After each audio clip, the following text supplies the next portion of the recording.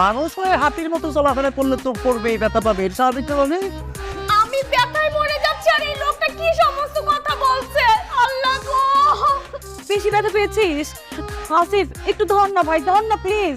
আপু আমার তো মনে হয় সে দিয়ে উঠে করে যেতে পারবো না, পায়ের সাথে সাথে আমার কোমরটাও শেষ আপু। সর্বনাশ, বোন একটু কষ্ট করে রুমে চল চল। আমি রুমে কিভাবে যাবো আপু, আমি তো উঠতেই দাঁড়াতে পারছি না। হায় হায়, এখন কি হবে? আসিফ তুই এক কাজ কর না ভাই, ওকে কলে করে রুমে নিয়ে চল। চল আমাকে একটু হেল্প কর। অসম্ভব হবে।